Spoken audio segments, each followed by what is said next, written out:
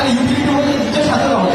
এই জায়গাটা যদি সত্য হয়ে থাকে রেপারেশন কেস আর আমাদের বিশেষ করে সেলফ ডিফেন্সের কেসে ডিফেন্স কমিশন জিনিসটা দেখতে কেমন M21 আপনাকে যে উল্টা আঘাত করবে না, উল্টা যে আঘাত করবে না, এটার কোনো ইনশিওরিটি নাই। দ্যাট মিনস টু সে আপনাকে এই জিনিসটা ইনশিওর করতে হবে বর্ডারে M21 তুচিয়ে সাপোর্ট করলো রুয়ান্ডার এগেইনস্ট আসলে কোনোদিন না চলে যায়। এই জিনিসটা যদি সত্য হয়ে থাকে তাহলে সেদেরকে তার এই নেগোসিয়েশন টেবিলটা আগে থেকে শুরু করতে হবে এবং M21 কে ইন্টারন্যাশনাল রেকগনাইজেশন দিতে হবে। যখন তারা একটা ইন্টারন্যাশনাল রেকগনাইজেশন পাবে তখন তারা 5 বছর ফাইটে